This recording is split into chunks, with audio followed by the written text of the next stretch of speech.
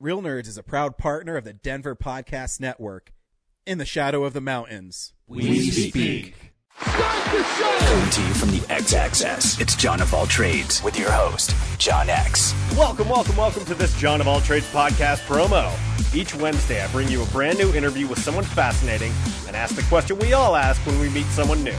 Hey, what do you do? It's fun, informative, and it's the 2017 Westward Reader's Choice Award winner for Best Denver Podcast, iTunes, Stitcher, and johnofalltrades.us. Oh, hi, podcast listeners. There's many ways you can listen to the Real Nerds podcast. You can subscribe on iTunes. You can also subscribe on Stitcher Radio. You want to send us a Twitter message? You can do that. It's so easy, at Real Nerds. Like us on Facebook, Real Nerds Podcast. You can visit our website, realnerdspodcast.com, where there'll be a lot of articles for you to not only read, but to listen to our previous shows. You can also call us, 720-6nerds5. Thanks for listening, and enjoy the show.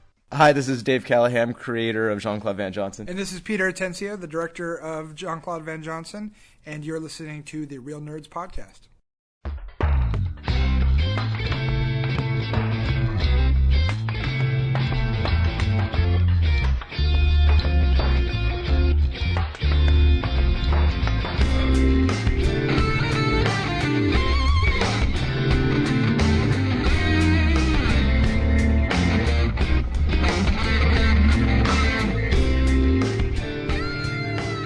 Welcome to Real Nerds Podcast, unofficially the official podcast of the recently rebranded Denver Pop Culture Con. I am Ryan. With me from New York is... Henry. Yay, Henry's back. Hey, happy belated birthday, buddy. Thanid you, yeah. Just when you all thought that I was no longer part of the podcast and I was dead, and I have returned. And now here you are. Did you get everything your heart desired? Oh, everything. True love, world peace. It's all in my back pocket now. Well, I thought you said to Blathe, so guess not true love. Why are you being selfish with it? Release it from your back pocket. Yes. Your stupid comments in your pocket. You are wearing a totally awesome Chip and Dale shirt. Thank you. Where'd you pick that bad boy up at? My mom got it for me because she went to Vegas, and I was like, hey, get me a Chippendales shirt. And then she got me this. So. Nice. Oh, not the Chippendales you wanted. So which club sells those? Awesome. Welcome, Brad. How are you? I'm all right. You all right? You look tired. Yeah, it was a busy week. Partying all night? Oh, so hard. I knew it. Coming home at 4 a.m., playing Zelda for a little bit, waking up at 11 a.m. the next day. Rockstar life. That is the rockstar life. Ever since I had a kid and I work days, if I stay up till 11, I'm like, man, I'm up so freaking late. What am I going to do? Oh, you've got dad clock. Yeah. I mean, this week, too, I got so busy that I had to leave after I took care of somebody and took him to the jail, so I have to write lots of reports. So I sent in my warrant, and then I still had to do more paperwork, but I had to go pick up Kellen. So I called the chief. I'm like, hey, chief, all the paperwork's done. I just need to put it in the computer. Can I go pick up Kellen? He said, yeah, sure, you can do that. That's fine. So my wife got home at 11:30, so I had to go back to the PD, and I didn't get done with my paperwork till 3 in the morning. And I'm like staring at the computer, and my eyes started to hurt. I'm like, oh, my God, I'm so tired. Must go to bed. But then when I went to bed, because I'm so used to waking up at 6:30, I woke up at 6:30, ready to rock. That's how it happens. This sucks. Internal clock, man. Hey, Zach, what's up? Not much. Yeah? you look sad. What's wrong? No, tired. Been babysitting the nephew all day. Yeah? Yeah. You also got a really mean look from your dad. Oh, yeah. No, yeah, because I had something of his that he needed. So. Yeah, he gave you like the dad look. I'm really good at those now, too. Yeah, no. I don't say anything to Kellen sometimes. I just look at him, and he goes, I'm sorry. Yeah, well, it's all right. It's the price you live for living at home with your folks. But yeah, but you know what? It's all right. It's all cool, man. It's worth it. It's all right. Every week on Real Nerds Podcast, we go see a new movie, and we podcast our experience of the world. This week we saw Ralph Breaks the Internet. Stay tuned, and we'll tell you if you should see the movie based on our opinion. We'll play the trailer, and we'll talk about the film, usually with spoilers. So if you want to watch a film and haven't seen it yet, make sure to listen to our review after we tell you to see the film. We also talk about movies that are coming out, movies we've been watching, movie news. And did you guys know that Fazoli's still exists? Yeah. Oh, yeah. They're right next to my work. Don't push those buttons, buddy. Don't put So figuratively and literally. I really didn't need comics, but I need comic book supplies, so I went to the comic store. And I need to draw my own. Well, no, my wife thinks I'm weird. So when I get comics from the comic store, I hate the sleeves they put them in because there's price tags on the back. So I always get new ones and I re-put them in new ones. And my wife always says, "Why do you get new ones when they're already in the plastic?" And I have to tell her I don't like the price tags on the back, even though no one ever sees the back. It still bothers me. So when you put them in the long box, Yeah. are they sealed with tape? No, I get the resealable ones. Oh, okay. So they're like $1 more. But I mean, I have a lot of them with tape too. Before Look at this guy, Mr. Moneybags over here. Affords $1 more for comic sleeves. yeah. I mean, that $6 for 100 of them. I'm paying 50 cents for tape. Yeah. No, I used to get the tape, but with my dogs, like the hair gets. I don't know. I'm really weird about it. No, it's basically like a clear price tag at this point. Yeah. So I'm there and I'm leaving, and there's a Fazoli's that I thought I knew existed there, but I never saw a sign there, which you had pointed out that they're like ashamed of it, because when I pulled into the parking lot, because my little boy wanted noodles, I'm like, I think there is a Fazoli's over here, and they have the tomato, but it's like painted green. Yeah, they repainted the building and they just painted over like the sign. Yeah, like the logo, and they're like, Yeah. meh, people know we're here or not, we don't care. It's all microwaved, whatever. Yeah, it's all microwave. So, we get the food, and whatever. It tastes like watered down, not good Italian food. And even Kellen's like, no, I don't want this. This is disgusting. But he still ate it. Breadsticks aren't bad. I guess my wife really liked their breadsticks. There must have been one in Fort Collins. I don't know. But I was really shocked that it still existed, because all I remember is, I don't know, was it about 10 years ago where they went bankrupt or something? They have to be like franchised now or something. I don't know. Yeah, I don't know. I don't know either. Didn't follow that closely. Never Yeah, eaten so- there except for one breadstick. But I still have the cup. This might be a relic from a time that's been passed. That cup is from a supply order from 2002. It still has the asbestos on the inside. But I just thought it was Rest interesting. in peace, Ryan. I the sauce wasn't too horrible. I mean, it wasn't like the worst stuff I've ever tasted. But this is how weird I am too. So there they have silverware that they wash and put in like a container for everybody to take, so it's reusable. And I look at it, I'm like, I don't want that. So I purposely got the plastic stuff to kill the environment. But I'm also weird. So when I go to restaurants, and let's say you go and they're for in cups are those old like Coke ones that are red, like the dark red, and they have the bumps on the side. I hate using those cups, so I always ask for a to-go one, because I'm really I don't know. You used to work in a kitchen. You know what the dishwashing is like. Maybe one of the reasons. No, I don't know. I'm weird with stuff like that. I also never drink the bottom of my drinks. I have this like really weird. Are you okay? Do you need like psychological advice? I do. I do. It's a place I'm going to. It's called Shutter Island. There's a guy there. I heard his family died in a fire. But to Fazoli's credit, like Macaroni Grill's not doing that much better. So. No. Kellen keeps on telling Henry happy birthday, so you have that going for you, Henry. Oh, I have my one fan, and I You love do. it. It keeps on happening. He's a big fan of Our House Asshole. He is. Brad, you also had to lay to rest a friend this week. Is that why you're so tired? Open screen night is shut down. No, that was quite a party, actually. Yeah? Yeah, it No, the was pictures fun. are awesome. Yeah. We literally laid the brainchild to rest, Yep. and it was amazing because we had like 19 submissions. Average is 7 to 8.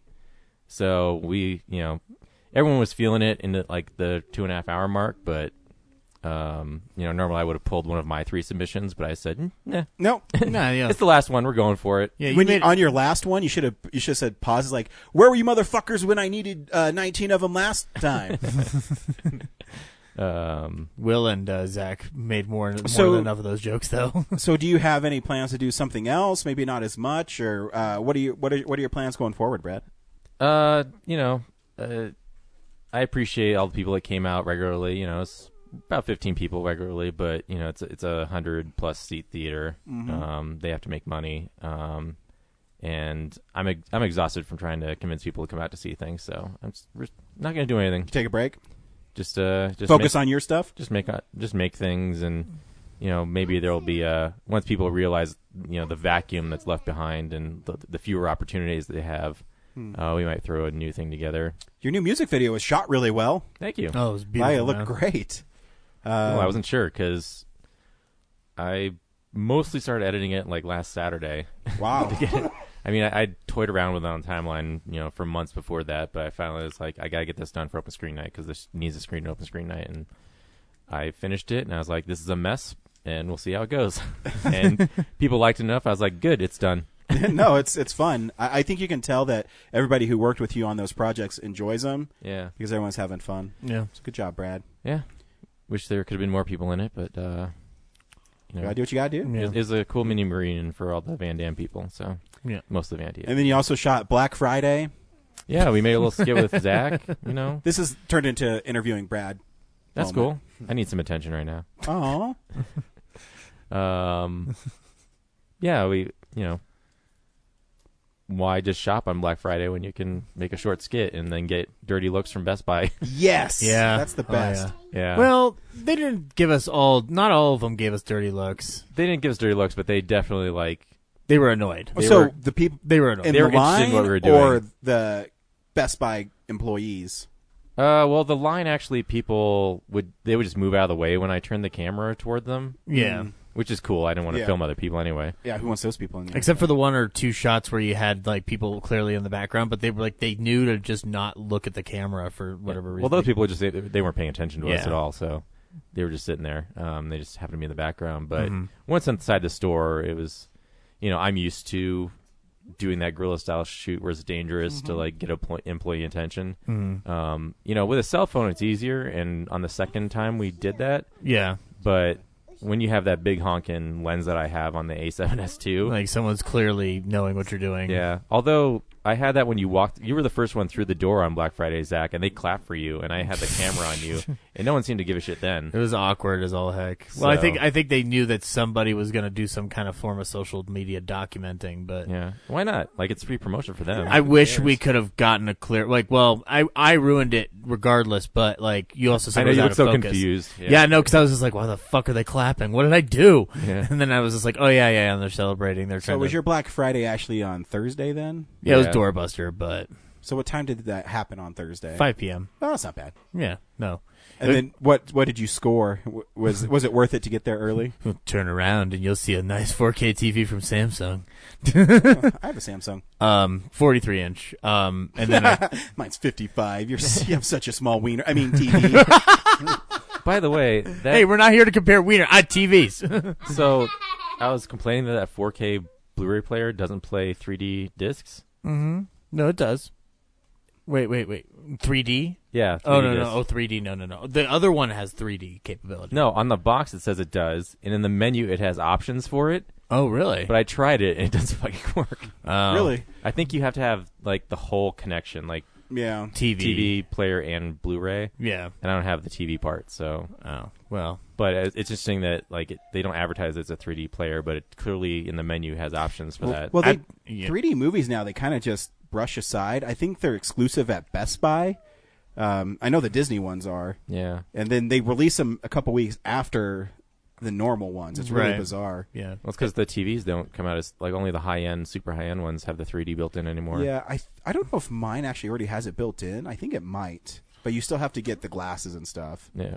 Because I know my Ultra HD player does play 3D discs. And I think you need a high-speed cable too. It's interesting. I see more 3D releases in terms of just the Blu-rays and stuff or 4K in the UK and not here. Isn't your Ultra HD? If you get an Ultra HD cord, it's already high speed, I think. I'm learning that there's. We'll talk about it later. Oh, okay. There's variants. Did you get one too? I got the player. Okay. Because it was, was less cheap. expensive, Yeah. and then hopefully a year from now I'll get the TV part. Oh, well, and then by then maybe they'll be cheaper too. Yeah, that's what I'm banking on. Because the one I want, I don't want to just parallel upgrade. Yeah, I get you. If I get a new thing, it's going to be a bigger size or better quality. Best So I'm looking possible at- ever of all time. Yeah, so I'm looking at the 75-incher, and it's a QLED. Those are that's pretty expensive. Ryan, now, he'll put It's us to shame. $3,500. That's not that bad. It's Well- a little bit more than the camera I bought last year. So I'm like, if I pay off the camera, Gotcha. yeah. One at a time. Yeah. It's also 75 inches, so it won't fit in my room. So I need to get an apartment. Nice. Well, I heard the market's getting better, so Yeah, fingers crossed. Yeah. Finally, because people are like, I can't afford that. I think you guys are ripping me off. Yeah, an apartment complex like, you have to live here, but now it's really slowed down. Like, Those turntable studios by the stadium, it's like $1,000 for like 300 square feet or something. Yeah, it's ridiculous. That used to be like a Red Lion shit motel. That's probably the motel where the football players stayed at, right?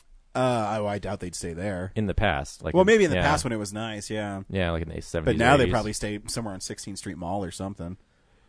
But yeah, it's just interesting that like, oh, just because we renovated it, it's worth more. No, Yeah, no. square footage, guys. Yeah, that's all it is. Yeah. Size matters. But yeah, no, Open Screen Night was fun. And I got to show your trailer as well. Yeah, Zach actually made a cool short video, which I would love for you to actually put on the YouTube page, but you got to change the music. Yeah, because so I had to put in temp music because I ran out of time. But I had filmed Brad building the grid for our booth at Comic-Con, and we were supposed to have you in it, but I think I'm going to reshoot it anyway. But I put in a temp of me telling Brad that he has to build the grid because no one else wants to do it, and it just has Brad going, shit. And then the whole trailer is just a montage of him building the grid with a bunch of different like place quotes for award season and stuff. And the one that my favorite of them, because I kind of just needed something else to fill it in there, was the greatest movie of all time, and it says UV Bowl. So but yeah, no, it was fun. And I learned a little bit more about some of my 4K capability versus my 1080p capability on the editing software. So just in terms of how to work with it, I've never really worked with 4K unless it's already been converted via working with Brandon. So yeah, it was fun. We know because we got one of our really old videos got flagged recently. Really? Didn't Ryan's Hotline get flagged? Oh, yeah. Not the Real Nerd stuff, but like the old Nose Vision videos on Vimeo. There's some company in London that oversees all the musicians' rights on, and they went through all my videos and got me in trouble. So Wow. What do they just have to replace, or do they take your videos down? they asked me, they flagged the one and they say take it down on your own. Mm-hmm. Or so you get 3 violations with Vimeo. So I got the one, I was like, okay. And then I just privatized it so no one could like see it, right? And that didn't stop them from being able to go through and like So flag it's the not next really one. private at all. Yeah, so 2 in one day. And then I was like, okay, I guess I'll just do it the right way and just take all these off, which is fine because, Yeah. you know, as a professional, you shouldn't keep work that's older than like 5 years up on Really? your site anyway. Really? Oh. So, and you know, Sorry, Twombly. now I'm starting to like actually like I'm still proud of those videos, but now I'm starting to like really feel the difference between what we're doing now Oh, and yeah, back yeah, then, Yeah. and like putting them all in the same place. It's just they just don't gel well together. So Yeah. Yeah. I'm going to make the 20th anniversary Blu-ray for all of us, and Cool. That we'll would be always the have end it of at home. You could then you'll set the rest of it on fire. Yeah, gonna burn the old DVD tapes. All right. Yep. Let's go around town with Brad. Denver Colfax movies. We're going downtown.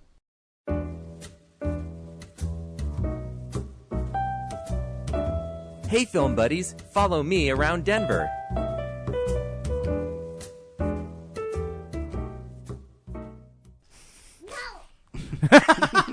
Thank you, Kellen. Kellen, say, Brad, tell us what's playing downtown, but it better not be the Rocky Horror Picture Show. The Baby Weevil Show. Yeah. You know, because of your wife, he's gonna love that movie when he grows up, right? He will never see it. Dad, what's mom? see it. Dad, what's mom watching? Not for your eyes, son. Look away. Yeah, not a lot going on now that Open Screen Night's done. So this week at the Esquire, the midnight movie is Kiki's Delivery Service. Ooh. December 7th and 8th. My sister and I liked that when we were kids. I haven't seen it. That's Miyazaki I haven't seen, so I might Yeah. try to check that out. And then December 14th and 15th, following weekend, is National Lampoon's Christmas Vacation. So Fitting. yeah, makes sense. Yeah. That true, Clark? And that's what's going on around town this week. Holiday season. I will warn you, Brad. If you go see Kiki's Delivery Service at midnight, you will fall asleep. So, like, It every is time a I go to a very, midnight movie? like, calming, slow pace kind of like, oh, everything's fine and there's no conflict kind of film. So I guarantee you will fall asleep watching this film. Last week, The Room, I almost fell asleep, and people were, like, yelling from the audience. So Is that where you go to like just sleep because it's so comfortable there. You See, sit I under the could- back with the overhang over you and in the corner, and it's just like a warm blanket. Oh no! See, I'd be too worried if I closed my eyes. Like, go fuck, because I'd worry someone's drawing a dick on my face or something. There's so many people bring Sharpies to their movies. You don't? No. Oh, just me. What do you bring Sharpies to the movies for, Ryan? Draw dicks on people that fall asleep in the movie. Or you're at the Alamo and they take out one of those like hard pens and start carving into your face. I'm so relaxed. Then you know his dick face tattoo.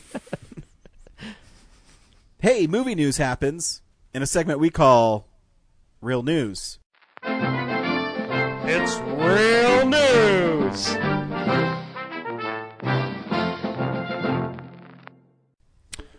More people dropped dead this week.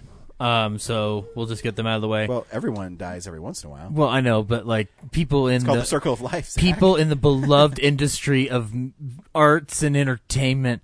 Steven Hillenburg, the creator of SpongeBob SquarePants, passed away at 57. Oh, wait. Wow. Tragic news from Bikini Bottom. Perch Perkins here. Yeah, no, he was 57. Last year it was revealed he was suffering from ALS. So he. Lou Gehrig's disease. How do you not see that coming? That's an old Dennis Leary joke where he talks Wow. about how did Lou Gehrig not see Lou Gehrig's disease. Yeah. Oh, Leary. But yeah, no, he was I mean, the thing that you learn about Hillenburg, if you ever love SpongeBob and whatnot, which those characters are incredible and impactful in various different ways. He was a marine biologist before all of that, and then he went into animation later on and got to SpongeBob via working as a director on Rocko's Modern Life. I mean, I actually really like SpongeBob. Kellen watches it, and it's a pretty funny little cartoon. Yeah, my sister and I loved it as a kid, and I ate it up a bunch with it taught me a lot about different voice actors, or at least the current voice actors, like Tom Kenny. I didn't know who Tom Kenny was unless SpongeBob happens, and then you watch something like Mr. Show, and you start seeing that he's much more than that. But also Clancy Brown. That was the first thing I ever saw Clancy Brown do, playing Mr. Krabs. And Bill Fagerback, which I know him from Coach, but I didn't see Coach until years later. So to me, he's Patrick. And then like other voice actors and whatnot, like Roger Bumpus as Squidward is a fantastic thing. But that all doesn't happen if Steven Hillenburg doesn't have this idea in his head to put a little sponge in a pineapple under the sea, man. So. I haven't watched that Sponge Out of Water movie that he helped put together because he left the show. It's pretty funny after the first 4 seasons in the first movie. I actually really like the second movie. Really, I'll have to check it out then. It's really bizarre, and there's this part where SpongeBob goes into space with this dolphin that talks. I don't know why. It's really funny though.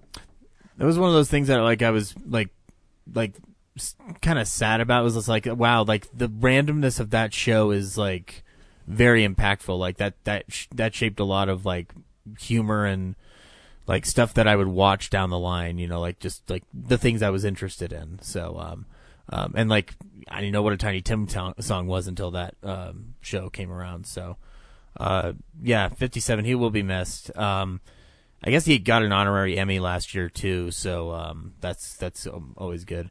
And then actually recently, Gloria Katz, one of the writers of American Graffiti, and one of the co-writers of Radioland Murders passed away at 76. I guess she also did some script doctoring for Star Wars, which, I mean, out of all the Star Wars facts I've come across, that was one I did not know. But yeah, and she also wrote a favorite of some of you guys, Howard the Duck. So, yeah. So she she's got different fan bases across and whatnot. I love Radioland Murders and whatnot. So anybody who's associated with creating that story from basement dweller George Lucas's mind is pretty awesome. So come on, he's hanging out in his basement. Well, His basement's probably really nice, though. yeah, He just sits there and watches movies all day that James won't go see. that sounds awesome. Oh, to be George Lucas. Yeah. Oh, to be me. But yeah, so that's all in the death front. Unless, I mean, the one of the presidents of the United States passed away today, but that's not a movie Yesterday. star. So. Yeah, yesterday? Yeah. Oh, I thought it was this morning. Sorry. But yeah, no, George H.W. Bush passed He was away. on The Simpsons. He was. Technically, yeah. He's also, a war hero in World War II. Played baseball at Yale. Was in Yeah. the first College World Series. Yep. Yep. Yep. Not gonna do it. 94. Yep. Yeah. He also signed into law the Americans with Disability Act, which is a good thing. So, Yep. Mm-hmm. Made an impact. Yep. Even if you don't agree with his politics. And he said, "Read my lips." Stanley was 95. Yeah. Yeah. But anyway, in recent news, we are getting a casting notice for The Mandalorian. Nick Nolte is going to be in The Mandalorian, which I think is cool to see Nick Nolte in Star Wars land. Just play a creature because you can't understand him Yeah, anymore when exactly. he talks. He'll say his lines, but they'll still subtitle it. Yeah. Solo. It is the report says it's unclear how much costuming and visual effects each actor will get. So I'm hoping he gets all the effects and all the makeup. He doesn't need I it. hope he plays Jabba. Oh, that'd be sweet, like a young Jabba. Solo. A young, thin Jabba. Yeah. Then he gets pushed into like the Sarlacc pit, and that's how he becomes like the Gets worm. all stretched out. Yeah. He's trying to get out and gets pulled. Oh my god. Copyright Real Nerds Podcast. Real Nerds Origins of Jabba the Hutt. Origins. A Star Wars story. Hey, what's his hole? It's stretchy. Not today. We're gonna get a third Olympus Has Fallen movie. Angel Has Fallen is gonna be coming up next summer. So James and I will be interested to see how they make it even worse than London Has Fallen. Are you guys Olympus Has Fallen fans or even London Has Fallen fans? Yeah. I know you didn't review London Has Fallen because you saw Zootopia instead. Yeah, because Zootopia is a great film. Oh, of course. Yeah, no. But I didn't know if you guys were fans. I like the first one. Yeah, the first one's all right. It's the best Die Hard movie that year, as James says, because we got the worst Die Hard movie ever that year as well. Ryan, can you tell me something about this James Cameron, Tom Cruise space movie that we never got but should have got?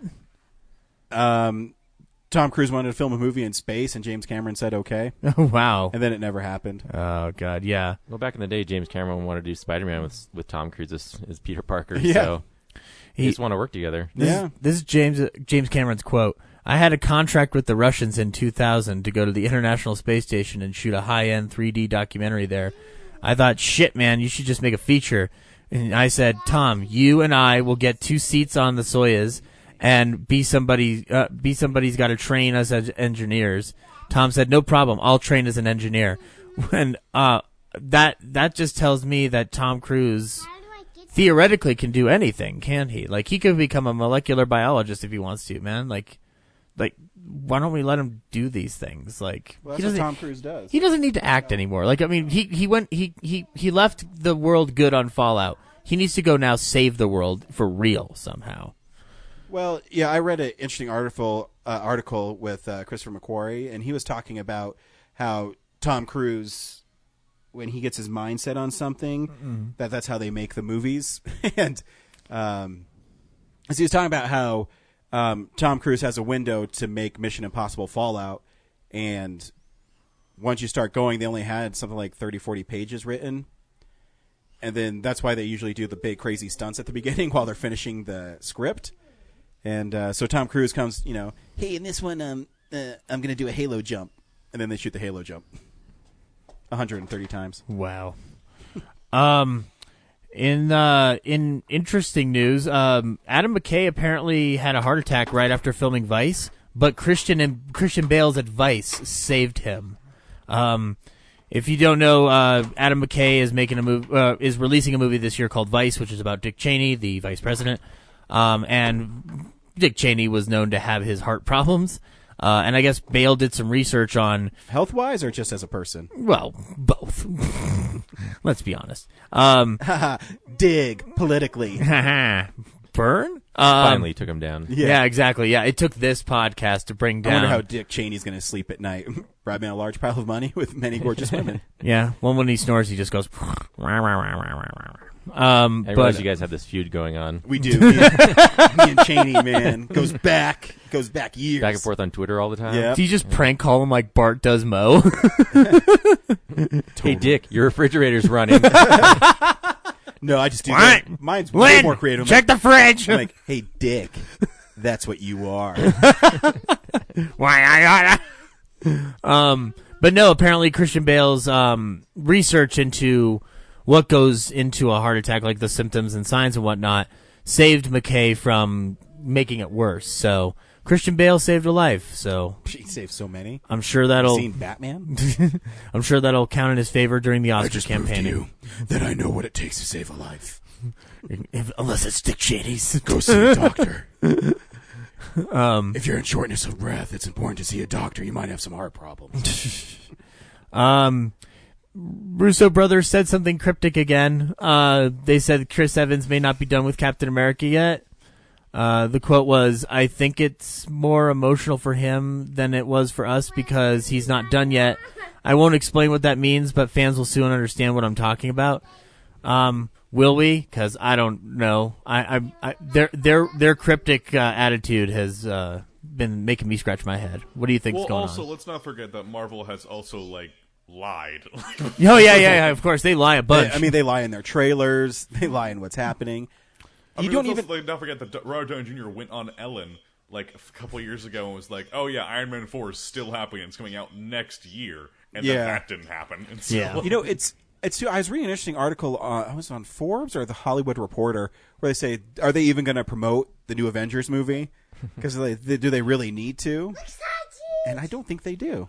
No, it'd be interesting to see if they go non-trailer the way they could have probably done Last Jedi too. They might make some posters. Yeah, obviously they're probably going to drop a trailer, but yeah.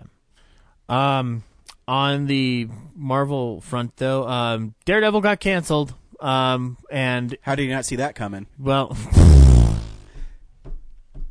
Violet. Hey, Matt Murdock's blind. Yes, comic fans out there. Hello. But I think the capper of all that, though, is apparently Disney's streaming service isn't going to have it or any of the other Netflix Marvel shows. So, reading about it, Netflix losing it isn't that surprising because they were already kind of specious on the deal to begin with. Well, you got 30 hours of Daredevil. Yeah, that's true. Pretty good. I know, yeah, you can't go wrong there. Daredevil being just the Daredevil show, it's not including all the Defenders hours as well. Exactly. So yeah, I guess you got 40 hours of Daredevil. Yeah. That's pretty good. So yeah, but no exact word yet on what we're going to do, but Marvel says we want to do more Daredevil stuff. So, maybe movies, I don't know.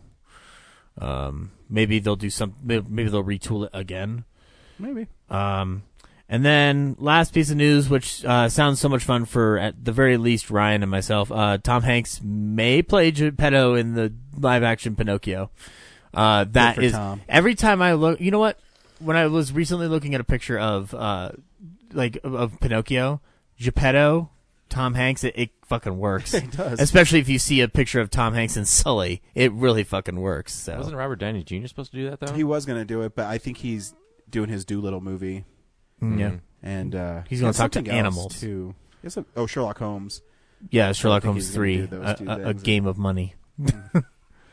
Show me the money. A stack of cash. But yeah, nothing definite. It's just he's in talks. But I like this idea a lot. If you're gonna keep going on the live action front with these and do Pinocchio and whatnot, very very much need to attract that top talent and whatnot, which is very clear by a movie we're gonna be seen in 2 weeks. That buzz is massive. I'm so excited for that film. But yeah, unless I missed anything, that's news. Nope. Okay, cool. speaking of Fallout, these are the movies that are coming out on Ultra HD and Blu-ray next week. DVD releases and Blu-rays. Yeah, if you choose to accept a mission, you can get Mission Impossible Fallout on 4K and Blu-ray. Also, Ryan, you were saying that you didn't want to pay for those separate 4K releases of the previous Mission Impossible films. Now you can get them all in one big set, which is also being released this week. And the price that I read was about like roughly $70. That's pretty good. So that's $10 a film. Yeah, that's awesome because I think individually they're like $24 still. Yeah. So yeah, if you want to, and that's the 4K, and it's the HDR ones. Yes. So you'd be getting that. Also, a film that Ryan and I saw this year, The Nun, will be coming out in 4K. Oh wait, Brad saw it too. So yeah, if you want to continue the saw is a pretty strong word. He was awake for. Oh, that's right. Yeah, because sleeping at the. I had 2 opportunities to watch it, and I still. But yeah, no, if you want to check that out. Also, something that was out this year that Ryan and I were not so much fans of was the Happy Time Murders. That was garbage. You can get that only on Blu-ray, not on 4K. So no puppet sex in 4K, guys. I'm sorry. Why would they even put it out in 4K? Especially, it's nothing but a bunch of fluff. I'm really on the bad jokes tonight. You're rolling with them, man. It's pretty neat. And also Operation Finale, which came out a couple months ago with Oscar Isaac and Ben Kingsley. You can get that on Blu-ray, no 4K of it.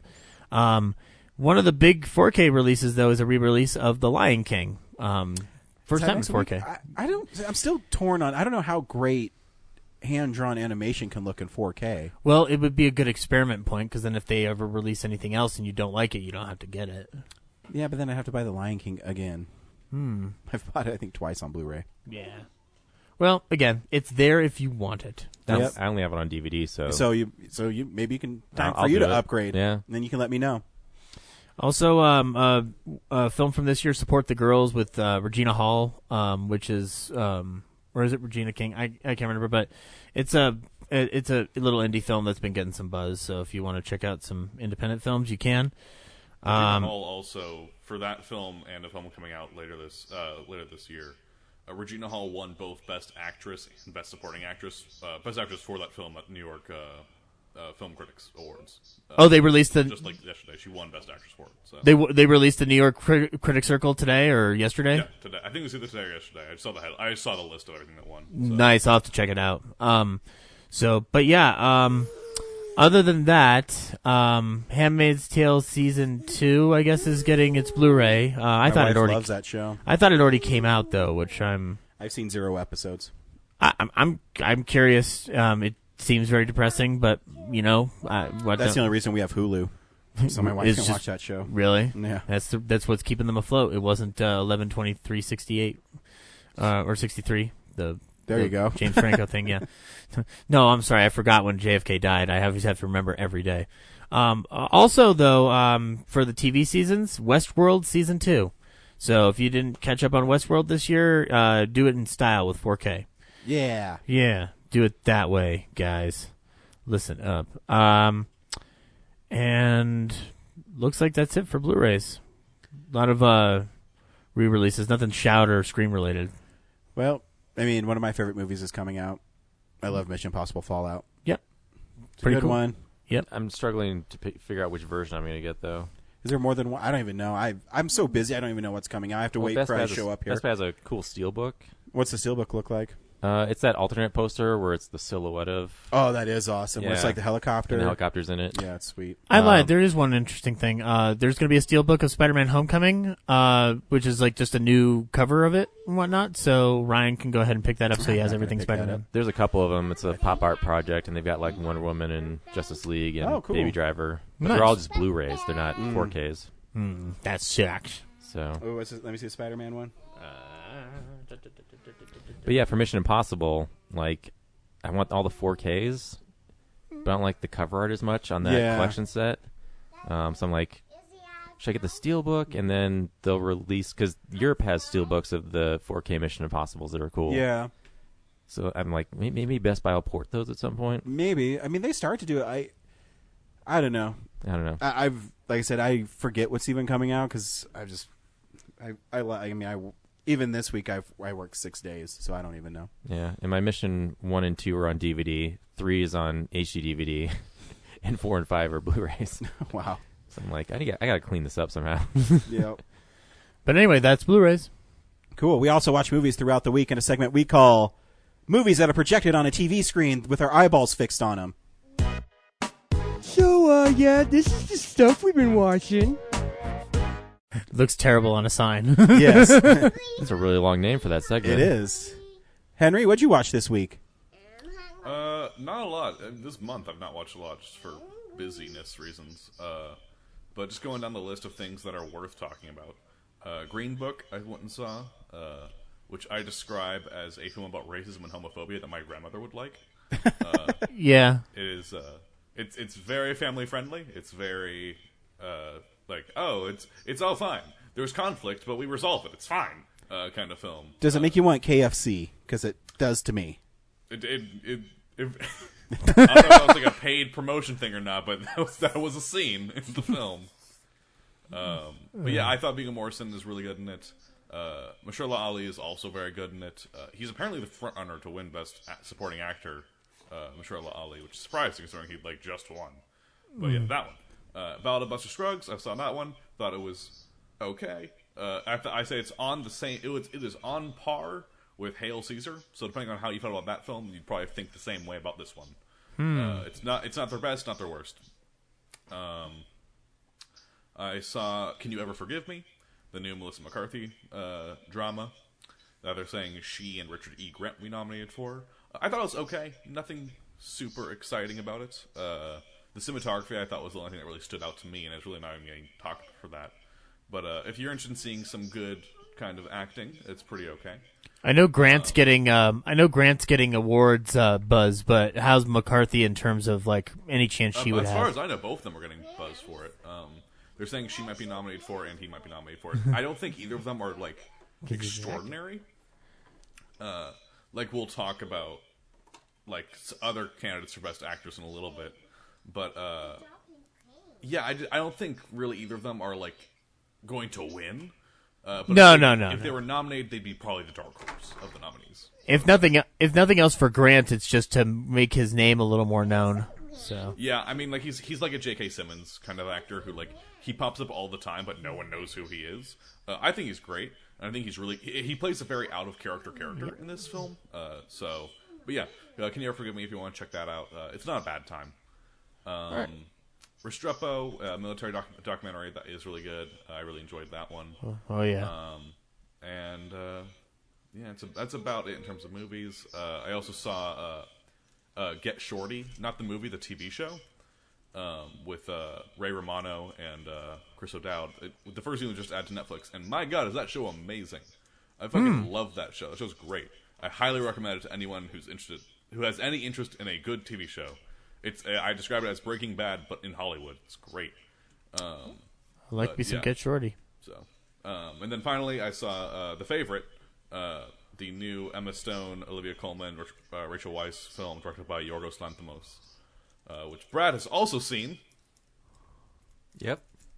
Yes, we have both seen this film. I enjoyed it quite a bit. I thought all three actresses were really good. The cinematography at some points I thought was a little distracting, but nothing too bad. I will say it is not a standard period piece. Things are very different and obscure in this film. It is a British romance periodical film made by Yorgos Lanthimos. It's you go in what you think you're going to get. Yeah. So, Brad, do you have any thoughts on this? Yeah. You remember that episode of The Office where Dwight has to he returns the papers, whatever, for Angela and gets in trouble because Andy starts spreading lies about him? Yes. That's this movie, but set in Elizabethan times. Is that the era? I don't know. I have no idea. I think it's like 1700s. So, sorry, what was that?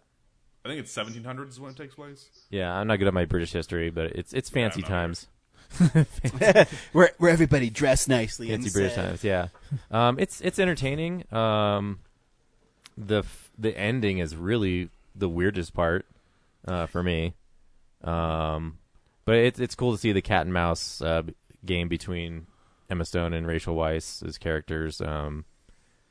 and just how they kind of both take advantage of the queen, who has a ton of problems, but she has no one decent around her to really help her. Although Rachel Weisz's character is that person in a way. So yeah, it's just a back and forth. Who's gonna one up the other, and it's pretty inventive. But yeah, the like the GoPro shots in the movie are really distracting. It's like not sure what that was about. Or it's like because a lot of those hyper fisheye kind of lens type yeah. stuff. It's for most part it's only used for like wide shots, but there is that one scene that's like an argument scene shot with that was really disorienting to me. If you know the scene I'm talking about. Yeah, and so I just thought it was. I really enjoyed the film. I thought Olivia Colman was fantastic in the film. I thought Rachel Weisz and Emma Stone were both fantastic in the film. Mm-hmm. I'll also say this: it's getting like the most awards traction of any of Yorgos Lanthimos' films, but I think that's because it's his most palatable film. So if The Lobster or Killing of a Sacred Deer both looked a little too weird for you, I would give this one a shot. Just because besides the ending, it's really a straightforward kind of, with a little kind of weird kind of twist to it. It's accessible by Yorgos's terms. It was what? It's acceptable in Yorgos's terms. Yeah, I could say that. Yeah, that's what I've been hearing. I'm excited for it. And I like Coleman from she's in Hot Fudge. She plays one of the cops at the police station. So she's really. She's going to be a giant star in like a year and a half because she has this, which she's going to be, which is almost like a lock. She's going to be nominated for Best Actress for, and then also she's playing the Queen in The Crown, the next seasons of The Crown. Oh, dude, yeah, she's gonna blow up. She's had an already storied career as it stands, so this is she's just rocketing forward. Mm-hmm. Yeah. But yeah, that's what I watched. Cool, Brad. So in addition to The Favorite, I also saw The Frontrunner this week, which is Hugh Jackman's story of Gary Hart, who was a Colorado senator. Yeah. James' dad. What? Oh yeah, James's dad. No, he's he ran. He was the front-runner to be president back in like 1989, 88. Or for the Democratic nomination. For the Democratic nomination, yeah. And it's okay. I didn't realize it till the very end. It's directed by Reitman's kid, Jason Reitman. But it's very much like if The Post was remade and set in the late 80s. Because like the first couple minutes, they're easing you into this world where you're just watching all these political people have conversations at a table, and the camera's just like directing you to who you should focus on next, because you're hearing like everyone talk at the same time. But then they just kind of like, whoever's ever face, they kind of amplify a little bit more. But it's pretty straightforward. It just, Gary Hart, he got, he's like this amazing progressive senator who has like all these great ideas. He's going to like move the country forward, and everyone's on board. But he has this issue with privacy. And morally he doesn't understand like what he's doing is wrong. Like it's no one else's business, like not even people in his family. So that like that's what brings him down is and also at the same time like the media is becoming more sensationalist than just journalistic. All the big papers like the Washington Post, they're not like picking up on the scandal until the Miami Herald, I guess, is the one. Like they start following him around and like they keep quoting polls in the movie about like 64% of Americans don't care about his personal life. Why are we reporting on this scandal? And then it just blew up, and then eventually he tried to be honest, but he's also like didn't want to admit what he's doing, and his wife knew about like other affairs and things. And but like everyone's really great in it, and they jump around. Hugh Jackman actually doesn't get a lot of time in the movie. It's all his staff and stuff, and like they have to deal with like the the girl he cheated on with Donna Rice, like, you know, they explore her perspective a lot too, of like, you know, she's actually like this, like she has a PhD and she just tried to get in with the campaign because she believed in what, you know, his politics were, and now she'll, like, no one will ever care that she has a PhD. She'll just be the girl from the scandal. So like her future, you know, she's gonna have trouble getting jobs and stuff and everything like that. So they and then like his like lead campaign manager, I guess, the J.K. Simmons role, you know, he's trying to say like, you need to deal with this. Like, this isn't something you just sweep under the rug. Like in the past, like the world's changing, the media's changing. Like you got to follow a new system, and basically like alienates Gary Hart, like alienates him, and yeah, it's all good stuff. Right on. So yeah, Front Runner's pretty good, but it's not like a home run for me. And then the last thing I saw was Jeffrey Ross and Dave Attell have a 3-episode comedy series on Netflix called Bumping Mics, and it starts out existing as a stand-up set where they just rag on each other. They just bounce insults off each other, and then as it goes on, and later on in each set, so the set is a weekend. It's Saturday, Sunday. Each episode's like Saturday, Sunday, or Friday, Saturday, Sunday. And then by the middle, they start to bring it on, like there's other comedians in the audience, and even Bruce Willis is in the audience on one of them. And so they'll bring them up and insult them, and, you know, sit back down. Gilbert Gottfried comes in for one of them to introduce them. Yeah, and it's like, and periodically they'll cut to Dave Attell and Jeffrey Ross just talking about comedy in the park, and like how they, you know, enjoy. Like, they don't like the pre-rehearsed sets that people do. Mm-hmm. Like, they prefer, you know, like in the moment spontaneity. Yeah. So like, which is what they're doing is, you know, they come up, like, they know they're going to come up and try to insult each other as much as possible, but they don't know what, you know, they're just feeling out the audience and like what works. And they're both very quick-witted people. Yeah. Jeff Ross, I enjoy him. Like, not everything of his, but I enjoy him a lot. Yeah, You know, it's in my queue. After you told me about it, then I had to go to work, but I put it in my queue. Yeah, it's like one of those laughs where you can't breathe. Oh, it's for some of the jokes. Yeah, I was just like, oh my god, Roastmaster General, man. Why is there only 3 episodes of this? Make more, because yeah, they're just great in the moment. It's amazing. So that's highly entertaining. I recommend it. Sweet. And I think that's it for me.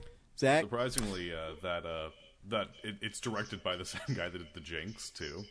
Which is a pretty weird resume he has. He's probably like, I need to cleanse myself. It is pretty heavily edited though, and I think that's just because, you know, the live situation in the comedy club. There's probably like people interrupting and like probably break, like, yeah. It probably looks better than it actually is when you're there. So, but still, like, as an entertaining thing for Netflix, it's pretty good. Cool. Zach? Watched a couple things. I rectified the situation from last week and saw Rectum. And saw Ballad of Buster Scruggs in a theater as I intended to. Went to the Chez Artistes with my family. We sat down and watched it. And I loved it. I loved it a lot. You mean to stand up and watch it? No. You know, that actually I get a good workout in that way. You know, could jog while watching it. No, it's fun. Fun. So it starts out fun, and then it turns into Depression Town. But for a Coen Brothers property, I was expecting that. Can you sing any of the ballad? You know, but there is a song by the Sons of the Pioneers that Tim Blake Nelson sings, and it's amazing. Because I love "O Brother Art Thou," and he sings in that one too. So this has been for me. I don't expect you to know, Brad. But it's a series of 6 short films that are strung together. The unifying device in the film, I guess, is that it's a pulp kind of like novel that like assembles a bunch of different stories called The Ballad of Buster Scruggs, and it's got no slipcover. It's just like the binding, and then it opens up and has these nice artworks that kind of introduce you into the next like piece you're gonna see with a quote at the bottom. So the first segment is the most ridiculous and like comedic of them, and it's Tim Blake Nelson plays a gunslinger who's immortal, or like kind of like a legend, mythic figure in the West, cannot die, and then, you know, like stuff happens to him. Second short is with James Franco about a guy who's going to be hung for a crime. Third one is Liam Neeson and the kid who played Dudley in Harry Potter going around performing a road show where the Dudley Kid, Harry Melling's his name, is an orator, so he'll read famous speeches from others in one big thing, and the whole thing's a big showbiz allegory that ends dark. The fourth bit is Tom Waits digging for gold in the mountains, which is it's basically that. Yes, he keeps calling the gold. There's gold in the ravine. Is he digging gold Where with the guys goes? from Magnificent Seven? No. They got the gold. No, but he keeps runs clear, bish. he keeps calling the he keeps calling the portion of gold he's trying to find Mr. Pocket. So he just keeps going, Mr. Pocket, we'll find you, Mr. Pocket. Here's a song I wrote about the gold rush there. in California. And then the fifth one's We were smoking our cigarette before. and then the fifth one's about Zoe Kazan on a wagon train, and then the sixth one is actually kind of like a horror short. It's like a ghost story in a weird way. And I think out of any segment that Ryan would like, it'd probably be that one or the first one. I don't want to spoil too much if you haven't seen it, other than just the descriptions I've given, but I really like it, and I think it might be one of my favorite recent Coen Brothers films, because it's interesting to see them work in that short film format, and kind of tell stories that they'd normally tell in longer narrative, kind of like in a concise format, but they're all unified in some sort of way or fashion. My favorite ones it's a tie between the Liam Neeson one and the Buster Scruggs one, because both have interesting things to say about things that I think about on a daily basis. I heard a story about Liam Neeson's cock being big. Dude, there's a story and a song about it. Dude, he's been playing good guys for a while. I will tell you, in this one, he is not a good guy. Oof. So yeah, but I would check it out. The thing that sucks about seeing this on Netflix, though, and not on the big screen like I got to, is that this is the first time they shot digitally, and they shot all on location, and it looks fucking beautiful on a big screen. Considering they're making a Western. So, if you've got a big TV at home, that might suffice, but if you're just watching it on your laptop, it kind of sucks. But I also rewatched Burn After Reading because it was on Netflix, and film still makes me laugh. Not much else to report on that front. I got the High Octane collection of Mad Max at work for cheaper than it is anywhere else because someone decided to donate it. So I decided to, slowly but surely, I'm going to go through all of them. So I rewatched the first Mad Max. Looked great. Sounded great. Film still, it's an exploitation film. It's not a Mad Max movie as we know it or like it.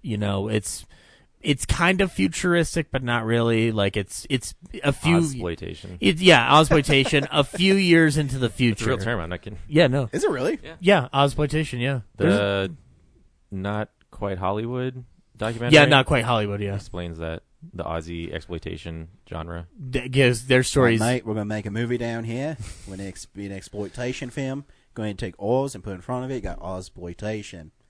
All the films have wallabies and crocodiles. And then at the end, when you think it's over, it just comes right back like a boomerang. And then the post-credit sequence, the dingo will eat the baby. But yeah, no, I like it still. Watching young Mel Gibson is interesting because he looks less worn out.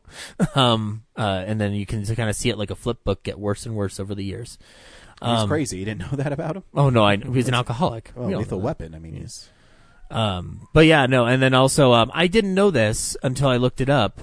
The guy who plays the villain in the first Mad Max plays Immortan Joe. Yeah. You're just now? I did not know that, no. Wow. I just walked out of Mad Max Fury Real Road. Nerd card revoked. Oh, sorry. I will take that. Fine, whatever. I'll take the High Octane collection and go home. Everyone was saying that in 2015. Okay. 4 years later. Sure. Like, wow, really? No way. Cast Mad Max. It's no longer Mel Gibson in the new one. Wait, that wasn't Mel Gibson strapped to the front of that car. Yeah, like insert for for SpongeBob and Steve Hillenburg. 1 hour later. You're telling me that wasn't Rene Russo with a bald head? So yeah, that's still all kinds of fun. I finally saw I'm starting the gauntlet of MST3K on Netflix. So I watched Mac and Me today. That thing's funny as fuck. I don't know what my favorite joke is because there's too fucking many. I can't remember. I think Shout Factory just put out a collector's edition of Mac and Me. Yeah, so that's probably why they were able to do something with it. I think mine's tell my wife I died chasing a kid in a wheelchair. I think I can think of two. They keep making a joke about the Bears because it's Chicago. And then at one point, like, Jonah tells him to stop like you do. And then he's about to do a Pink Panther joke like, dunna, dunna, but instead the two robots go, the Bears, the Bears, the Bears, the Bears, the Bears. And then also when Mac's on the back of the brother and they do a Yoda joke like, Luke, 30 years from now, entitled over possessive fanboys will get mad at you. They will. So yeah, it's fun. I'm excited to watch the rest of them. Like I can't binge it the way they want me to. Like I'm not gonna do that. I kind of need a break in between riffs. But it's whatever it is. And then so I'm going to keep doing this. I did another fitness cinema where I walked on a treadmill and watched a movie while doing it. This one was the most painful out of the two that I've done because it was the Santa Claus with Tim Allen.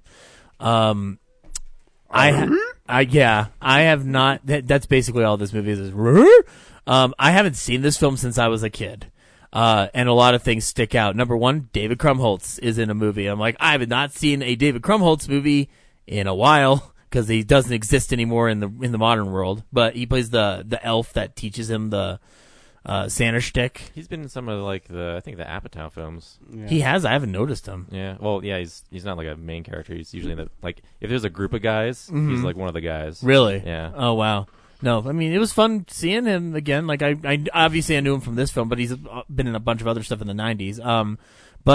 And then Judge Reinhold argues with the kid about what's real and not real, and it's pretty fucking hilarious. It's the most hilarious thing in a movie starring Tim Allen, who's supposed to be funny. Spoilers, he's not that. I don't mind Tim Allen in things. Toy Story, and Galaxy Quest. And Galaxy Quest. Yeah. I used to love Home Improvement when I was little. I kind of didn't really care about it. Everything he says in this film. But you also didn't like Saving Private Ryan more than Faculty, so I don't put too much weight into your arguments. Okay, well, you know what? I will never let you forget that. You know, that's fine. Whatever. I mean, like never gonna live that, and he also doesn't like Forrest Gump. I will never let you forget that. But I didn't say it was a bad movie. I just say I don't like it. Yeah, I know. I won't let you forget it. But yeah, no.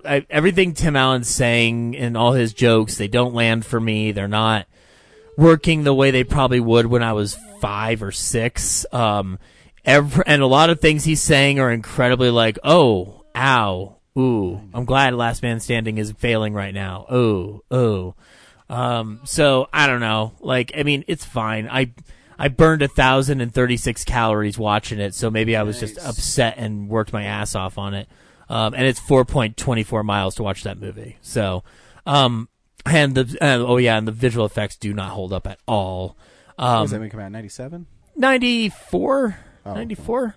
So, like, I'm not expecting them to. I know, but it's that weird time where they're trying to do CGI and it doesn't work right. Well, the worst of it is when he's trying to get in, when they squeeze him to go in the chimney. He's like, like Mac and Me style. Yeah, very much so. Oh yeah, Mac and Me looks better than this one. Yeah, it's strangely. I will say though, the best visual effect that holds up in that film though. We have a Tim Allen soundboard over here now. When he shaves and is trying to re-dye his hair, and then it suddenly all grows back, that still looks okay. And then the reindeer are actually puppets, unless they're in a CG shot on a green screen. But so they're puppets by Jim Henson thing, and I mean it's whatever. I know it's beloved, and I don't want to shit on anybody's parade, but I don't really. It's not my kind of Christmas movie. But yeah, I hope they show some better stuff at the gym. That'd be awesome. The problem is that you only watch the Santa Claus and not the entire trilogy, which is really, you need to watch the entire trilogy to fully comprehend the complex storyline of the Santa Claus. That's when they get to like the lawyers of the Santa Claus and all of the different kind of small aspects of the Santa Claus. I you know what? If I ever watch, I think I saw the second one once when I was a kid and never saw it again. I never saw the third film. If I do that, you have permission to kill me. Like, just however you want. I don't, because I won't want to live after guys, that. just watching Santa Claus 3. Anxiously watches. Hey, don't get mad, Del. This is what he wanted. Sorry, Mattis, you're not gonna have an uncle growing up. So yeah, that's all I watched this week. Oh wait, no, sorry. One more thing. Watched Rudolph the Red-Nosed Reindeer with my nephew, and that was nice. Adorable. But I was kind of a jerk and kept making fun of it throughout the entire Did you thing. watch it? Does it feel like it's missing a lot?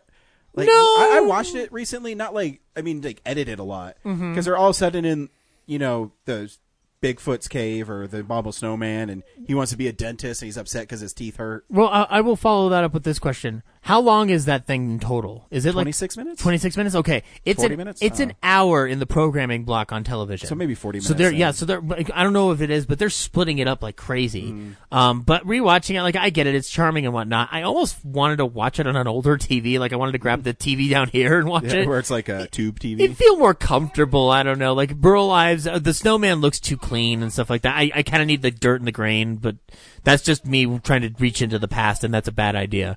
But yeah, it's cool. When I kept making fun of it, like Yukon Cornelius, like, I'm like, that's not how you prospect. You don't just like put one pick into the ground and then lick it. Maybe. Yeah, I was just making fun of him the entire time. That's how old school pickaxe. I know. But my nephew dug it. I want to watch the Frosty one with him though, because it's not any better necessarily, but I love Jimmy Durante singing the Frosty the Snowman song. So how often do kids like watch things and then say they don't like them? Because it sounds like they always like everything. Yeah, I don't know. You grow older, then you spiff out you split out the ones you don't like and whatnot. I want to show him the Simpsons Christmas one, but he's gonna wait a couple of years. Like when kids watching the Rudolph special and being like, "This is bullshit." That's what put on Die Hard. Didn't Kevin Smith say that about on one of his podcasts or something about how his kid didn't like it? I think that when she was 2. I don't think so. No, it might have been an older one, or like one of his blog posts or something. I don't fucking know. But anyway, that's all I watched this week. This week I watched. Well, I guess starting from last week, I watched The Summer of '84, which is a slasher film by the guys who made Turbo Kid. It's an all right movie. I think it relies too much on the nostalgia factor. I mean, it's fun. It went by really fast. Yeah. What do you think of the end? Because I felt like it became a different movie by the end. Yeah, it did. Yeah. I don't want to spoil it because you can watch it for free on Shudder right now. But I mean, it's shot really well. But I think it has an over reliance on the nostalgia. But other than that, I mean, it's all right. It's not a bad way to kill an hour and a half. And so yeah, I had fun. It was okay. Yeah. I also watched Lady Hawk, which is Corinne told me how much she likes this film. Have you guys seen Lady Hawk? I can't like I have to own it to watch it. How'd you watch it? Yeah, so I gotta be really careful with this one because Corinne likes it so much. Wait, how'd you watch it? On DVD. So you found it? Wait. No, Corinne let me borrow it. Oh, okay, yeah. It's like not on streaming stuff. That's why. No, I will tell Corinne this. So you can get a Warner's Archive Blu-ray of it, which might serve it well. And it's really bizarre. It's I kind of lump it in. So it's at the same time when Willow is really popular. So it's a fantasy film.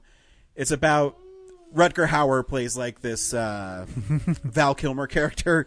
Where wait, Rutger Hauer is Val Kilmer in the movie? Okay, that's so weird. There's an evil bishop in control of the land, kind of like the sheriff of Nottingham, and it's basically blending Robin Hood, Willow, but I think Willow came after it. I'm busy. 1 second. And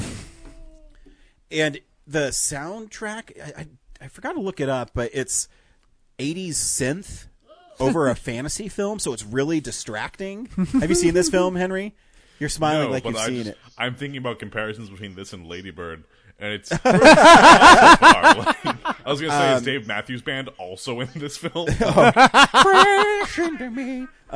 Laurie Metcalf get angry in that movie too. But so Michelle Pfeiffer's in it as well. Matthew Broderick. Oh boy. And anyway, so there's like a sheriff of Nottingham kind of character in it. This bishop put the spell on Rutger Hauer and Michelle Pfeiffer. During the day, Michelle Pfeiffer turns into a hawk. During the night, Rutger Hauer is a wolf. In the meantime, Matthew Broderick plays a character named Mouse who goes in and out of an English accent throughout the whole movie. Oh no, my lord, what will we do? Alan Parsons. Alan Parsons. Yeah, yes. Alan Parsons project. Yeah, and it's really weird. It's really out of place in a fantasy film. So there'll be people riding horses. They'll be like, I'm trying to remember his Never Ending Story synth soundtrack. But it sounds more fantastical.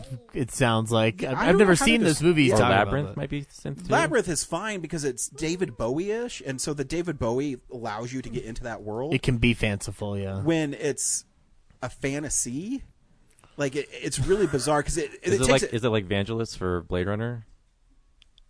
No, because even Blade Runner, it works. This one is just bizarre. Okay. Because maybe because you're just not used to it. And the movie's fun. I won't say the movie's not fun, but because the synth and the soundtrack's really distracting. It'd be like if you put dubstep in the middle of Lord of the Rings. Yeah, it's really bizarre because it really dates the movie. But it's also a Richard Donner movie, so it's shot really well. Richard Donner? Really? Yeah, a cinematographer, if I remember right, won 3 Academy Awards, so it looks nice. And Richard Donner, I know, likes this movie, and I know it has a huge cult following. I did some research on it after I watched it, because I promised Corinne I wouldn't read anything about it. I just go into it cold. Mm-hmm. And, and Laura wanted to watch it, and she stopped watching it halfway through. But it's fun. I want to watch this movie. I don't know, Corinne. Maybe you can write in and tell me why you love it. I mean, I'm not going to judge. My favorite movie is Army of Darkness, where it has plot holes galore. The main character is inconsistent, but is the slapstick god that we all need. Yeah. But I mean, it's a fun movie. I just wish the soundtrack wasn't so distracting. It's like Dune to me, where the soundtrack for Dune is really annoying. I'm glad you got that reference. Yeah. Like Dune is not a horrible film, but the soundtrack's really distracting to me, amongst other things. Yeah, and this is kind of the same way. Like, it just is bizarre when Rutger Hauer is riding this black stallion and he goes to pick up Matthew Broderick's character Mouse, and it's like boom dum boom dum boom dum boom dum. It's really bizarre. This sounds like an MST3K movie, but maybe not. I want to see that. I want to see it. Oh god! I mean, the performances, besides, even though Matthew Broderick's accent goes in and out constantly through the whole film. What do you mean, Ryan? Yeah, it's still not. It's still not bad. I don't know how I feel about the film. Enjoyable would be the word. Enjoyable. I can see why it's a cult. It's a big cult film. Okay. Because there's fun parts in it. I mean, the whole point is why he needs the character Mouse is he breaks out of like the prison that the bishop has, and Rutger Hauer wants to break in to kill him. So it's it's fun. Rutger said I could do the accounting and firm the books. Right. Yeah. I want to be a producer Mouse. So I do think too, the Blu-ray might help it because Corinne gave me her like 1996 DVD, and the colors in it are really like washed. Did your player progressive scan it or something? It does, but however the format doesn't fit it right, so it's like a rectangle in the middle of my screen. So it's either I watch it in full frame where it actually fills up except for the black bars on the side, but it cuts off half the picture, right? Or I watch it way smaller and I decide I want to see the whole picture. But I can see why people like it. Just I can't get into it. I need to do a double. Fun. I need to do a double feature with that and Howard the Duck because I've never seen either of them. So. Well, I'll ask Corinne if I can let you borrow it, and then. She's very protective of this because it's one of her favorite films. It's hard to get. You can't stream it at all anywhere. I mean, you can get the Warner's Archive Blu-ray for like $16. I think it is on Amazon. I've been trying to find it because like all these comedy podcasts, like people always quote it as like a movie they like. So I've been trying to see it, but it's either like or I can let you borrow it too. I'll also have to run it by Corinne. I don't know. But yeah, so it's a different film. I can see why people like it. It's fun. Just I could never really get into it. Okay. Ryan, you should like it more. Yeah. I didn't do anything for Black Friday because I was working, but when I got off work, I went to Walmart because I needed to get groceries. And when I was there, the X-Men 4K collection was $20. So I'm like, that's not a bad deal. It's just the first 3 films, right? It's the first 3, but I mean, 3 films, 4K, or yeah. Ultra HD for Oh yeah, $20. yeah, cannot go wrong there. And those Blu-rays are old enough. I think an upgrade might be worth it. Mm-hmm. And watching, yeah, I mean, like the detail is really cool when they're when Wolverine is fighting in like the bar at the beginning, where things where you wouldn't think it would look great, it looks really good. The colors are really cool, and the one thing we all just nodded that we saw Lady Hawk on Blu-ray. But what I love about Ultra HD sometimes is it clears up the picture a lot, because sometimes you can't make them look that much better than Blu-ray. But even the stuff like where the claws come out of Wolverine, which I was worried about, actually looks pretty good. But yeah, it was fun. I forgot that movie's still pretty fun. It's still really comic booky, where it was a bridge between, I think, the more realistic stuff. Because I mean, Magneto and the Brotherhood of Mutants live in like a mountain, like layer. There's like a cave. Yeah. It's a mountain cave. But you know, you have actors like Patrick Stewart and Ian McKellen. They're like, wow, this is. We have a future, Charles, not them. They no These longer are matter. really great actors, Dude. and it elevates everything in that film. I know 2's better, but I loved watching 1 growing up. Yeah, that opening scene with Eric and Charles on that like bridge in the building thing. Oh yeah, it's awesome. Oh, I love it. I love that scene. Yeah, I mean, actually, I think watching because I'm going to actually watch them all. I think now that I have, because I'm going to start watching them in Ultra HD.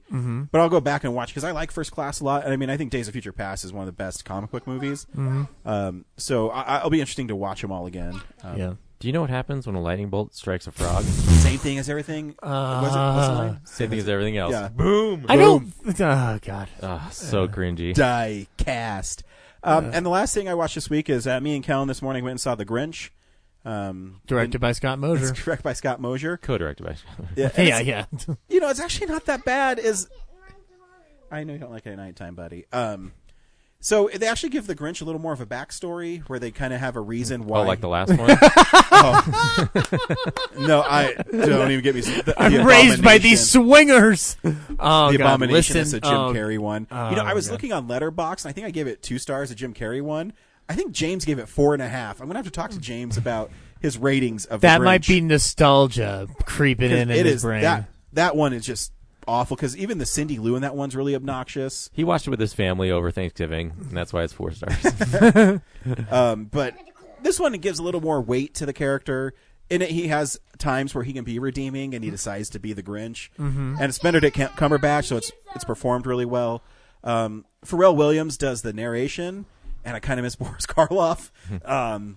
Not that he's bad; it's just he's not an actor per se, so it doesn't have the same. It's never going to be what we want it to be from that cartoon. And that's, you know, when I'm watching, that's the hard thing because the story's so well known. Yeah. The cartoon classic is so well known. Yeah. That how do you make it different? Yeah, and if you're going to do it, like, I'm glad that Illumination did it. Like, I mean, the movie is stunning. I heard that in the book, like, he wasn't green originally. Like, that's the cartoon. Yeah, so in the book, he's just like black outline and his eyes are red, if I remember correctly. Yeah, and there's very little definite color except for some Christmassy stuff. Yeah, and you know, the only thing I will fault in it falls into the non-Pixar animated movie stuff where it's like, look at how zany this is, and a lot of culture references, physical stuff. Yeah, I mean, the one pop culture reference is actually pretty funny. It's his dog is the Grinch asks Max what he wants to do, and it's him like driving a Corvette. And the song is "Who Let the Dogs Out?" and the Grinch is like sticking his head out the window.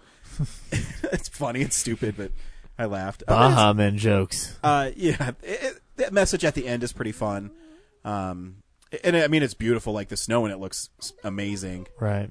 I do want to see it because I've been hearing Mosier doing animation stuff about him doing animation stuff lately. It moves so I'd really like to see fast. it. I think it's an hour and a half, but it seems like it's an hour. Cool. Well, that's good. Oh, yeah, it's fun. Good on.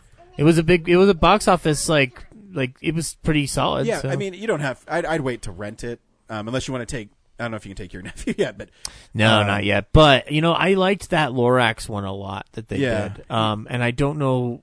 They didn't do Horton. That was Blue Sky.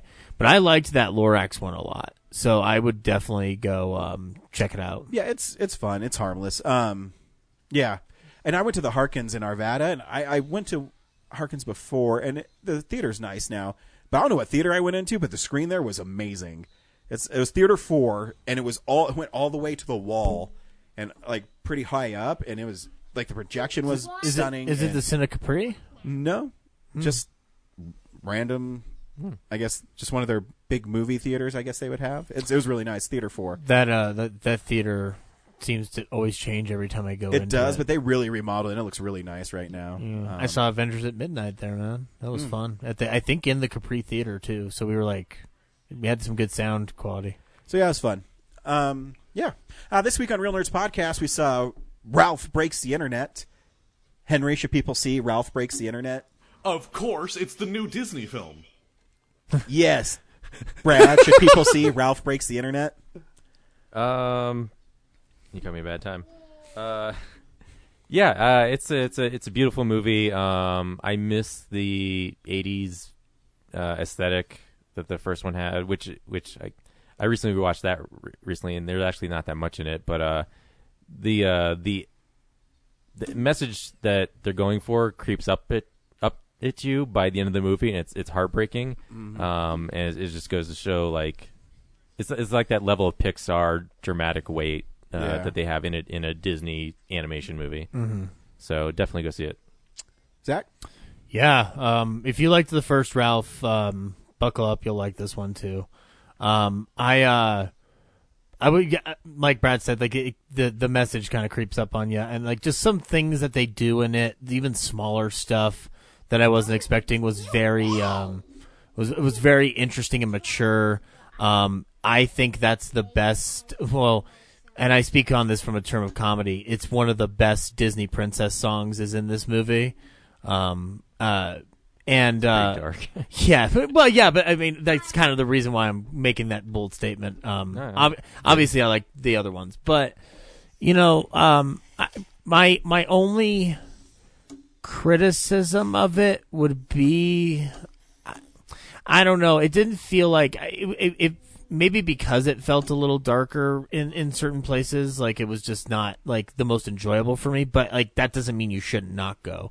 This might be just more from a personal thing. So yeah, I'd say go check it out. The movie's pretty great. The message hits you like a ton of bricks at the end.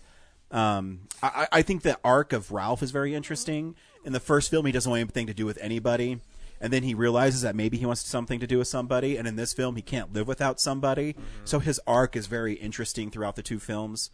The animation is first class throughout it. It's stunning. Yeah, it's amazing. Watching the other one recently, like all the models for those characters, like you don't notice it when you watch this movie, but if you go back, like there's so much more detail, and there's so much more complicated in this movie. What's the name of the like murder race? Slaughter City. Like there's some moments in there. Or Slaughter Race. A Slaughter Race where Vanellope goes through the because she glitches through the obstacle, and then I can't remember her name, but Gal Gadot's character, she goes through Shank. She goes through, and it's animated so beautifully and in slow motion, and it's pretty awesome. So here's a trailer for Ralph Breaks the Internet. 3, 2, 1, go! Way to go, kid. 1 second, I'm having the time of my life. The next thing I know, my game is just gone. Hello, let me tell you when it's Sugar Rush is getting unplugged. Oh no, I'm freaking out hard. If I'm not a racer, what am I? Oh, you're my best friend. All we gotta do is find a part to fix your game. Everything goes back to the way it was. But where are we gonna find that? The internet. What?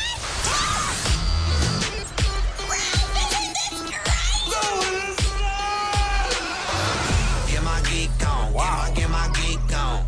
Get rid of belly fat using this one weird trick. Sassy housewives want to meet you. They do. Want to get rich playing video games? Slaughter Race. He's wicked dangerous. Oh, yep, I'm out of that code. It was a 1, but it was an O. Oh, nice kitty. Nice kitty.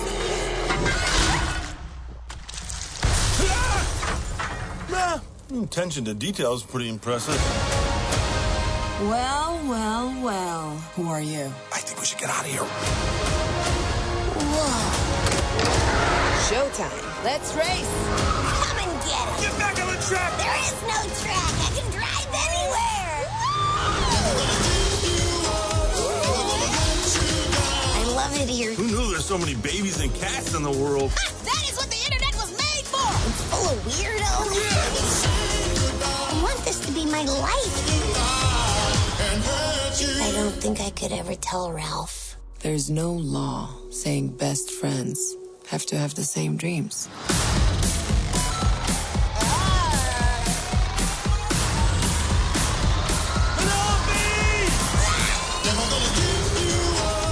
This is what's called the dark net. Are you sure this is safe? Just whatever you do, do not look at his little brother.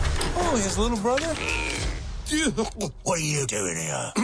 The reason I came to your neck of the face. I mean, there's a face in your neck. I mean, woods. Neck of the woods. Can I just say I love Alan Tudyk?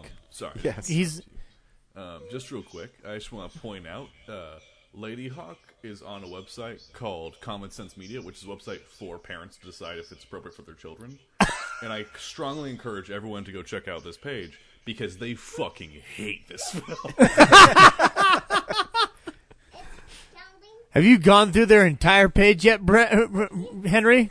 I just want to say, we'll get to Wreck-It Ralph in just 1 minute, but it says it's a messy romantic fantasy that is dull and violent and has no positive messages. I just thought everyone needed to know this. So it's awesome then. Yes. Yeah, I will say it's more violent than I is expecting it to be. But Ralph Breaks the Internet. In it, Ralph and Vanellope are inseparable. They go to work every day. And then one day, Ralph makes a new track for her because she gets bored and ends up breaking the cabinet. And then they go on the internet to buy it off of eBay, the steering wheel, because you can't find it anywhere else. I will say the one thing I probably didn't like was how much of like name checking they did for different brands of the internet. Yeah. Like, oh, look, there's Google. Yeah. Oh, look, there's PayPal. Look, there's eBay. It's like, okay. There's a bit of an But eye I did roll love there, eBay but... Boy. Yeah. Oh God, yeah, that was funny. Or you call him E-Boy? What do you call him? I think it's just eBay Boy. He says like there's a real E-Boy. Yeah. I like it. It's just like a little messenger boy. The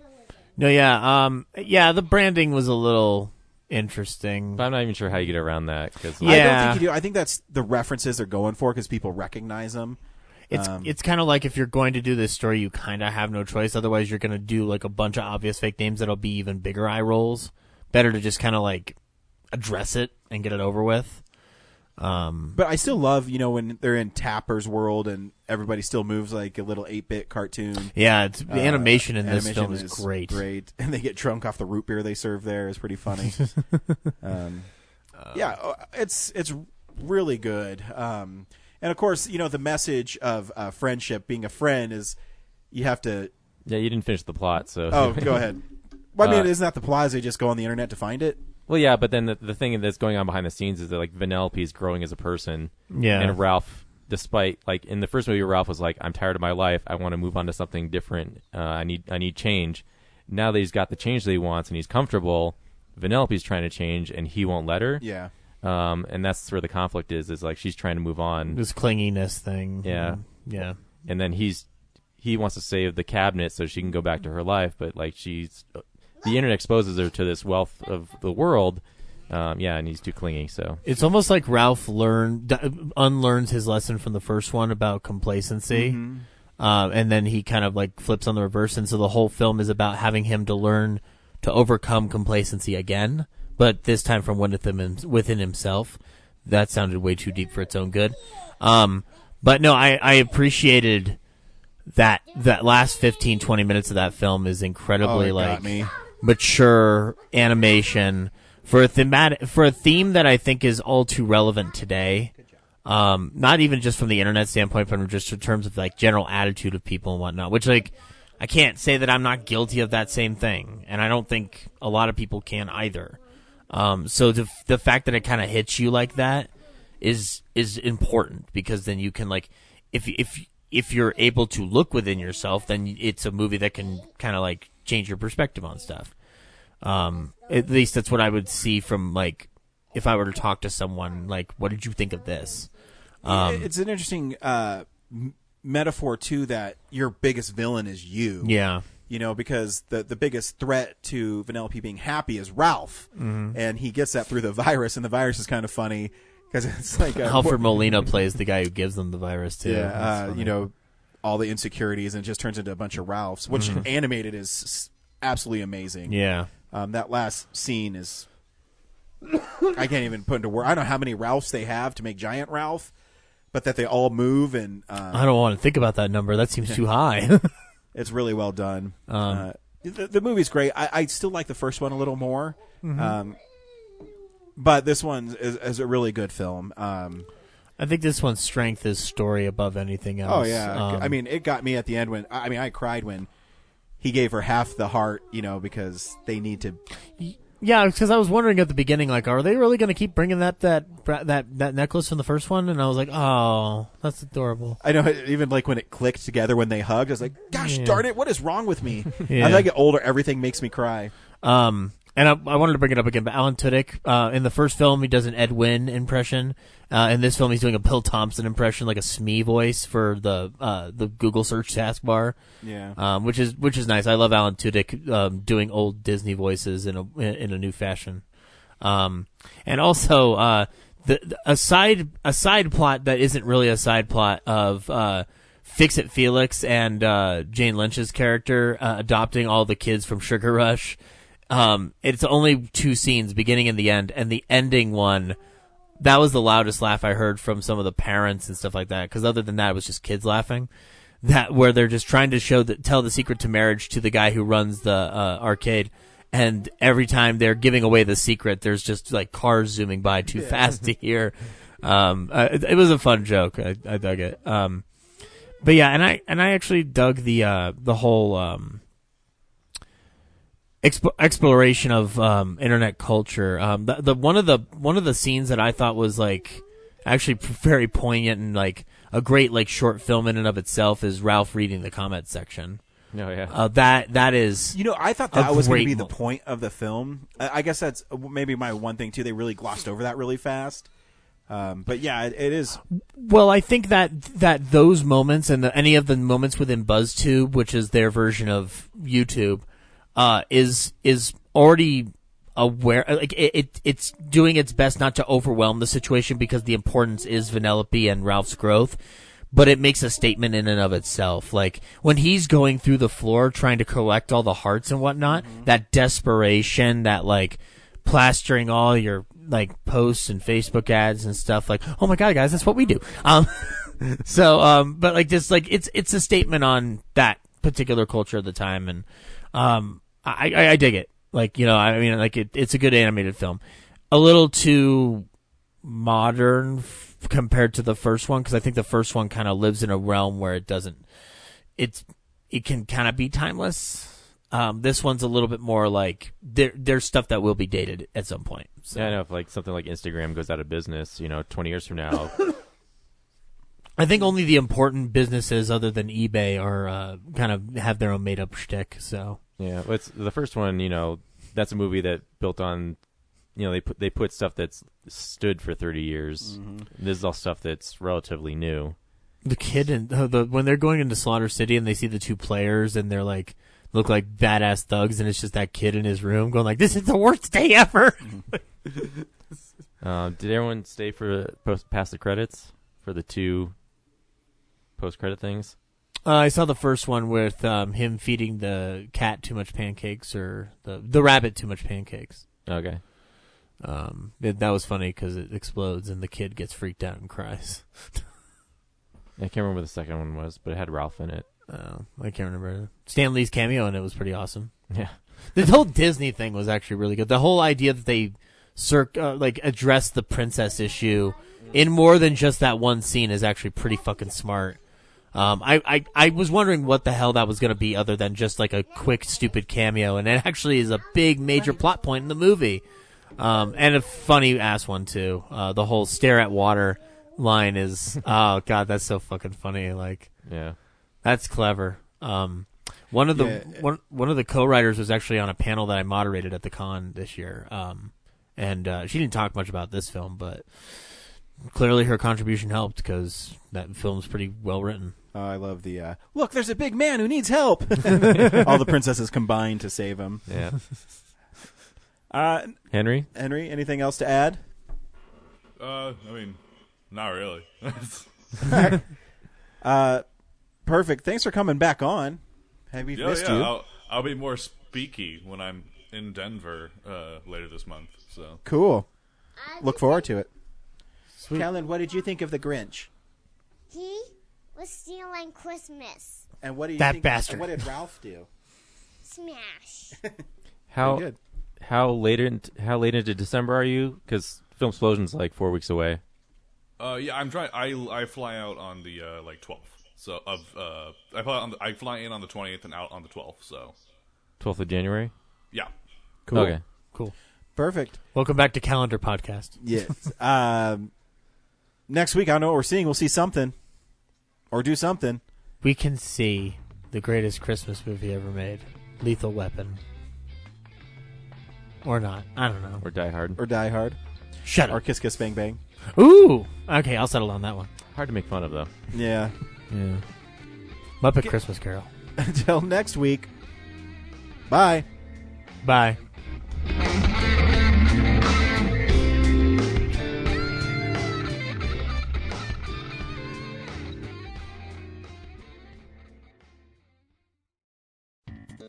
Thank you for listening to this episode of Real Nerds Podcast. Real Nerds Podcast is a production of Nebulous Visions Multimedia. Thank you to Sparks Mandrill and Plan 9 Studios for our kick-ass theme song. Also, if you're in the Denver area and you're looking for a cool place to see movies, we see them at the Alamo Drafthouse in Littleton and now also in Sloan's Lake. Thank you to Colorado Coins, Cards, and Comics for supplying us with all our comic needs, especially you, Andrew. You know who you are. And a big shout out to James's mom. I'm giving you an electronic hug that you can feel through the airwaves. Thanks for listening, and have a nice day.